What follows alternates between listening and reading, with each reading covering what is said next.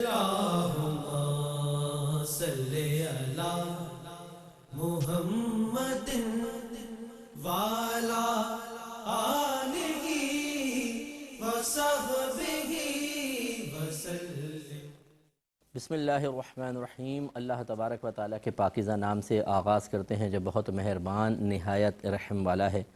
الحمدللہ درس بخاری کا سلسلہ جاری و ساری ہے اور 1628 نمبر تک ہم پہنچ چکے ہیں۔ اس میں جو حدیث تھی اس میں سیدہ عائشہ صدیقہ رضی اللہ تعالیٰ عنہ راویہ تھیں کہ لوگوں نے صبح کی نماز کے بعد بیت اللہ کا طواف کیا،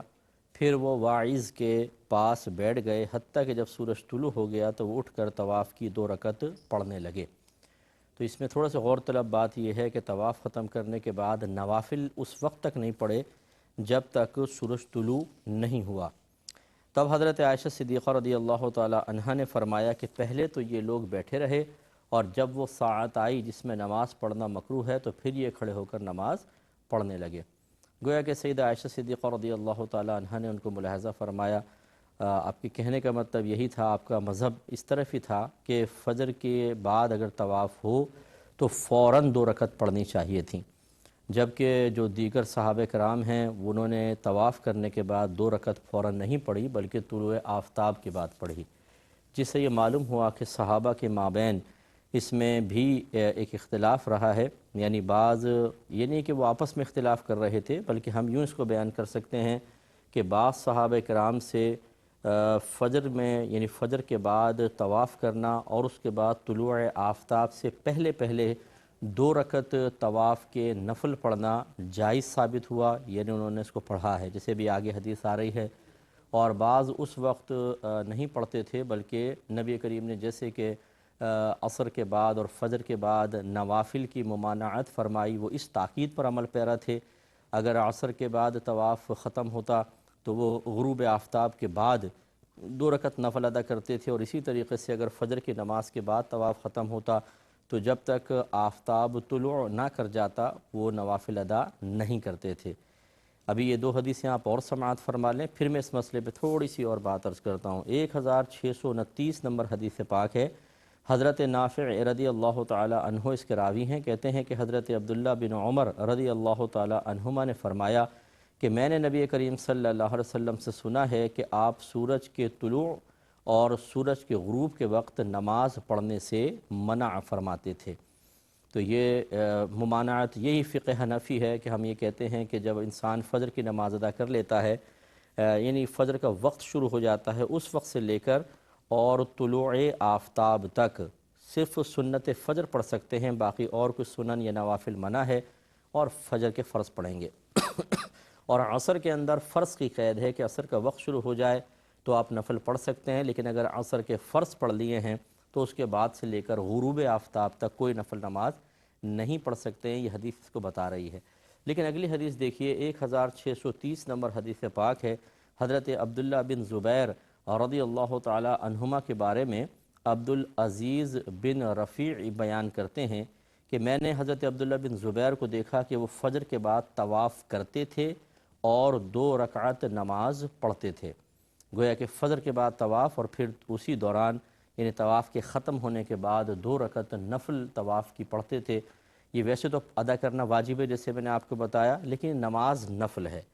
یعنی اس نماز کی شرعی حیثیت تو نفل کی ہے لیکن اس کو ادا کرنا لازم ہوتا ہے۔ تو گویا کہ اب ادائیگی کو سے قطع نظر اگر اس نماز کو دیکھا جائے تو یہ نفل نماز ہے، اور حضرت عبداللہ بن زبیر جو ہیں وہ اس طلوع آفتاب سے پہلے ان نوافل کو ادا کر رہے ہیں۔ اس کا مطلب ہے دیکھیں، حضرت عبداللہ بن عمر فرما رہے ہیں کہ سرکار نے اس وقت میں نماز کو منع کیا، ان کا مذہب یہ ہے، اور یہ بھی یقینی سی بات ہے کہ اسی حدیث سے استدلال کر رہے ہیں تو اس طرح کرتے ہیں۔ 1631 نمبر ذرا دیکھیے، سیدہ عائشہ صدیقہ رضی اللہ تعالی عنہا نے ان سے یہ حدیث بیان کی ہے، یہ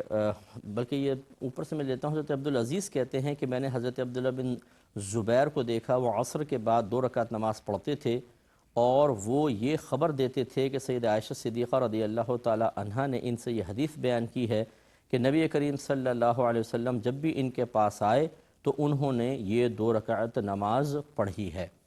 گویا کہ حضرت عبداللہ بن زبیر سید عائشہ رضی اللہ تعالیٰ عنہ کی بیان کردہ حدیث سے استدلال کر رہے ہیں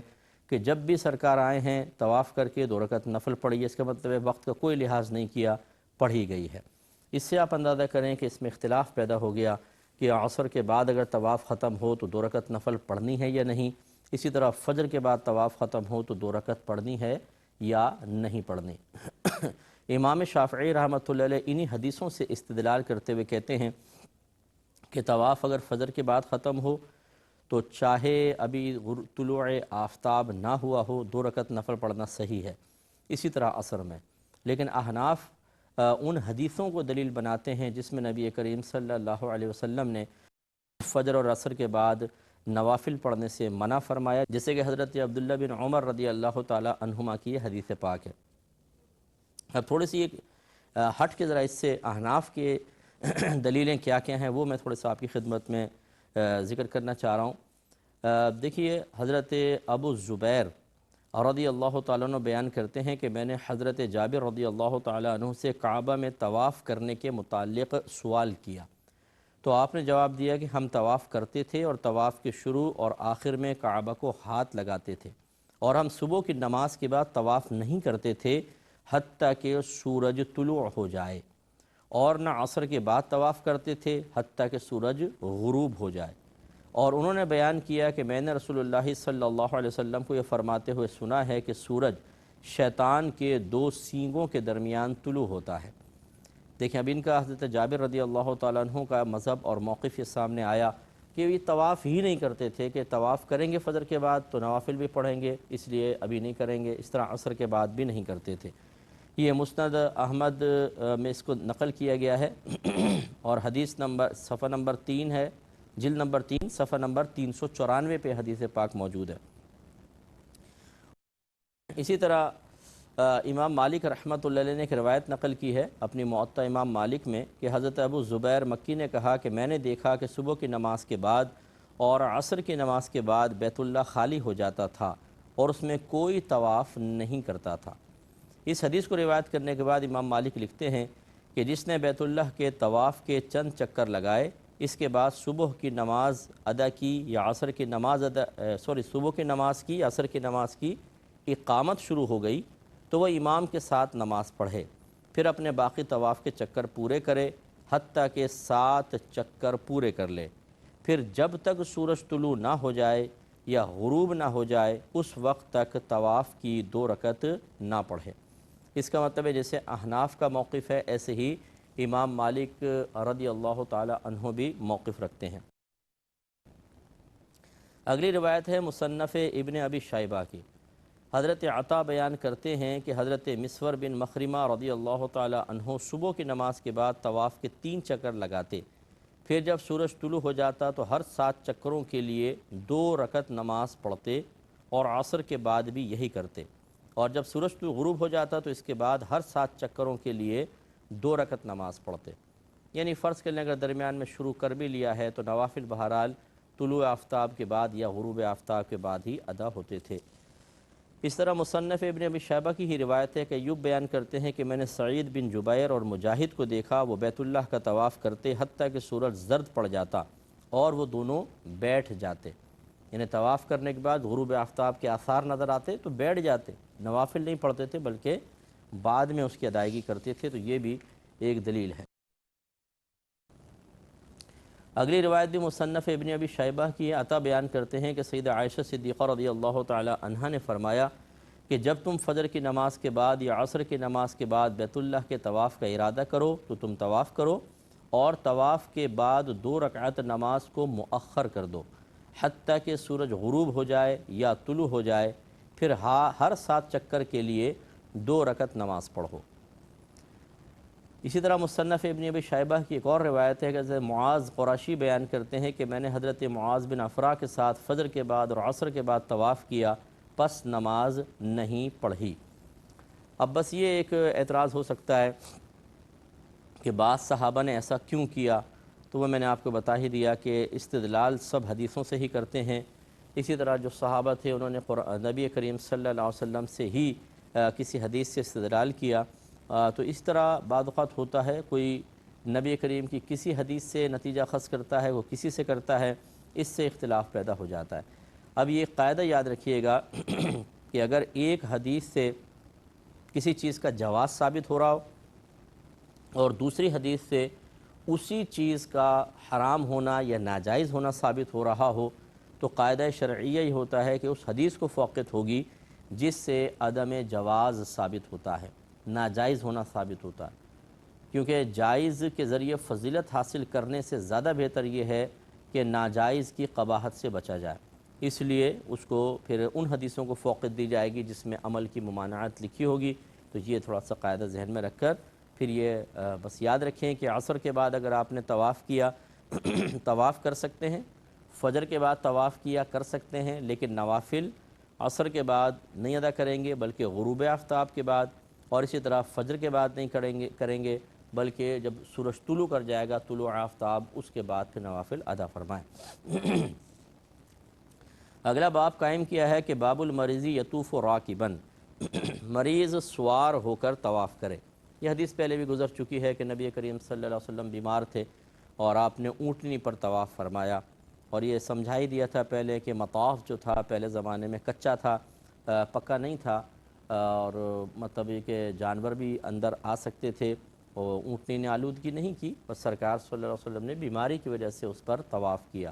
آج کل اس کے قائم مقام ویل چیئرز ہیں کہ اگر کوئی بیمار ہے خود طواف نہیں کر سکتا تو ویل چیئر پہ کوئی اس کو کروا دے، یہ کافی ہوتا ہے۔ 1632 نمبر حدیث پاک ہے، حضرت ابن عباس رضی اللہ تعالی عنہما اس کے راوی ہیں، کہتے ہیں کہ نبی کریم صلی اللہ علیہ وسلم نے بیت اللہ کا طواف کیا اور آپ اس وقت اونٹ پر سوار تھے۔ آپ جب بھی حجر اسود کے پاس آتے تو جو چیز آپ کے ہاتھ میں ہوتی، یعنی چھڑی وغیرہ تھی آپ کے ہاتھ میں، آپ اس چیز سے اس کی طرف اشارہ کرتے اور اللہ اکبر کہتے۔ تو پہلے بھی آ چکا ہے، اس میں لکھا تھا کہ یہ پچھلے حدیث میں تھا کہ سرکار چھڑی حجر اسود سے لگاتے تھے اور پھر اس کو چوم لیتے تھے، اس میں یہ ہے کہ سرکار صلی اللہ علیہ وسلم نے اس کی طرف اشارہ فرمایا۔ اب دیکھیں یہ دیکھنے والوں کو ذرا فرق آتا ہے، طواف ہو رہا ہے، کسی نے دور سے دیکھا یا ایسے زاویے سے کہ ایسا لگا کہ چھڑی ٹچ نہیں ہوئی بلکہ یوں اشارہ سا لگا، اس نے اشارے کی روایت کر دی۔ جس نے اس زاویے سے دیکھا کہ چھڑی لگ گئی ہے باقاعدہ، تو انہوں نے کہا سرکار نے چھڑی کو ٹچ کیا اور پھر اس کو چوم لیا۔ اس طرح مختلف روایات ہوتی ہیں۔ یہ بھی ہو سکتا ہے کہ ایک چکر لگاتے ہوئے آپ نے چھڑی کو ٹچ کر کے چوما، ایک صحابی نے اس کو روایت کر دیا، دوسرے چکر میں آپ نے صرف اشارہ کیا اور آگے نکل گئے، دوسرے راوی نے اس کو اشارے سے تعبیر کر دیا، تو یوں 7 چکروں کے اندر فرق پڑ سکتا ہے۔ اس طرح یہ مطلب حدیثوں میں تضاد یا اختلاف آپ کو نظر آتا ہے، ورنہ حقیقتاً نہ تضاد ہوتا ہے نہ اختلاف ہوتا ہے۔ 1633 نمبر حدیث پاک ہے، حضرت زینب بنت ام سلمہ رضی اللہ تعالی عنہ، حضرت ام سلمہ یہ کہتی ہیں کہ حضرت ام سلمہ رضی اللہ تعالی عنہ نے بیان کیا کہ میں نے رسول اللہ صلی اللہ علیہ وسلم سے عرض کی کہ میں بیمار ہوں، تو آپ نے فرمایا کہ آپ لوگوں کے پیچھے سے طواف کریں اس حال میں کہ آپ سوار ہوں۔ پس میں نے طواف کیا اور رسول اللہ صلی اللہ علیہ وسلم بیت اللہ کے پہلو میں یہ آیت پڑھ رہے تھے، وَالطُّورِ وَكِتَابٍ مَّسْطُورٍ، اور پہاڑ طور کی قسم اور اس کتاب کی جو لکھی ہوئی ہے۔ تو یہ پہلے روایت گزر چکی ہے کہ آپ بیمار تھیں تو نبی کریم صلی اللہ علیہ وسلم نے فرمایا کہ جب لوگ طواف کر چکیں اس کے بعد پھر آپ طواف کریں، تو آپ نے اس طرح طواف فرمایا۔ باب سقایت الحاجی، حجاج کو پانی پلانے کا باب۔ حدیث نمبر ہے 1634، اور حضرت نافع رضی اللہ تعالی عنہ کہتے ہیں کہ حضرت ابن عمر رضی اللہ تعالی عنہما نے بیان کیا کہ حضرت عباس بن عبد المطلب نے رسول اللہ صلی اللہ علیہ وسلم سے اجازت طلب کی کہ وہ حاجیوں کو پانی پلانے کے لیے منی کی راتیں مکے میں گزاریں، تو آپ نے ان کو اس کی اجازت دے دی۔ تو دیکھیں آپ یہ جانتے ہیں کہ 8 ذو الحجہ کو ہم منی پہنچتے ہیں حج کا احرام پہن کر، اور فجر کی نماز حرم میں ادا کرتے ہیں، پھر 8 کو منی پہنچتے ہیں، پھر ظہر، عصر، مغرب، عشاء اور اگلے دن کی فجر، یہ ہم منی میں ہی 5 نمازیں ادا کرتے ہیں۔ تو جب اگلے دن کی فجر آئی تو گویا کہ 8 ذو الحجہ کو آئے تھے تو 9 ذو الحجہ ہو گئی۔ اس دن اب ہمیں میدان عرفات کی طرف جانا ہوتا ہے، تو میدان عرفات چلے جاتے ہیں، فجر کے بعد نکلے تو ظہر تک وہاں پہنچ جاتے ہیں اور پھر غروب آفتاب تک وہیں رہتے ہیں، تو 9 کا پورا دن گویا کہ میدان عرفات میں گزر جاتا ہے۔ پھر وہاں سے رات کو غروب آفتاب کے بعد چلتے ہیں، مزدلفہ پہنچتے ہیں، اور یہ رات مزدلفہ میں گزارنا سنت ہوتا ہے۔ اس کے بعد پھر 10 ذو الحجہ کو دوبارہ منی پہنچ جاتے ہیں۔ اب 10، 11 اور 12 یہ جو اس کی جو راتیں ہوتی ہیں یہ منی میں گزارنا سنت ہے۔ چنانچہ 10 ذو الحجہ کو پہلے بڑے شیطان کو کنکری ماری جاتی ہے، اس کے بعد پھر قربانی کی جاتی ہے، پھر حلق کروایا جاتا ہے، پھر طواف الزیارہ کرتے ہیں، پھر واپس آ جاتے ہیں منی میں، پھر رات گزارتے ہیں، اگلے دن کنکری مارتے ہیں، پھر رات گزارتے ہیں، اس سے اگلے دن کنکری مار کے پھر مکہ واپس آتے ہیں۔ اس ترتیب کو ملحوظ رکھیں۔ اب حضرت عباس بن عبد المطلب یہ کہتے ہیں، اجازت طلب کی، رسول اللہ اگر آپ اجازت دیں تو میں 10 ذو الحجہ کو منی میں گزاروں، یعنی یہ ارکان ادا کروں، پھر طواف الزیارہ کے لیے مکہ چلا جاؤں، پھر واپس منی نہ آؤں، بلکہ اب مکے میں ہی قیام کروں، اور مقصد کیا ہے؟ حاجیوں کو پانی پلانا، کیونکہ پہلے کنویں سے پانی نکالا جاتا تھا، پھر حاجیوں کو پلایا جاتا تھا، اب تو وہاں موٹریں لگ گئی ہیں، اور اب تو خدام ہیں جو وہاں کے کولر بھر دیتے ہیں، تو آرام سے ان پانیوں کو پی لیتے ہیں۔ میں نے ویسے ایک زمانے میں کنویں کی زیارت بھی کی ہے، پہلے نیچے مطاف کے نیچے ہی راستہ تھا، تو نیچے جا کے وہ کنواں بھی نظر آتا تھا آب زمزم کا، اور وہیں پر انہوں نے کچھ نلکے لگائے ہوئے تھے جن پہ پش بٹن تھا، اس سے پانی پی لیا کرتے تھے۔ پھر وہ کثرت ازدحام کی وجہ سے مطاف چونکہ لمبا کرنا تھا، اس کو بند ہی کر دیا، لیکن اب بہرحال موٹر لگی ہوئی ہے، اس سے پانی کھینچا جاتا ہے، آسانی ہو گئی۔ لیکن یہ پہلے دور میں نہیں تھا، پہلے دور میں کنویں سے باقاعدہ پانی کھینچ کے نکالا جاتا تھا۔ تو حضرت عباس بن عبد المطلب نے سرکار سے اجازت طلب کی، اگر آپ اجازت دیں میں منی کا قیام ترک کر دیتا ہوں اور حاجیوں کو پانی پلاتا ہوں۔ رحمت کونین صلی اللہ علیہ وسلم نے اس کی اجازت مرحمت فرمائی۔ اسی لیے احناف یہ کہتے ہیں کہ منی میں راتیں گزارنا یہ سنت ہے، لہذا اگر کوئی نہ گزارے تو اس کے منی کے قیام میں کوئی فرق نہیں آئے گا۔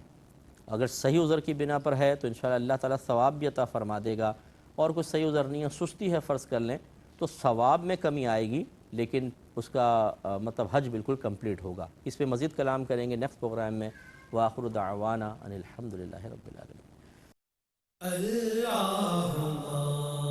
صلی علی محمد وعلی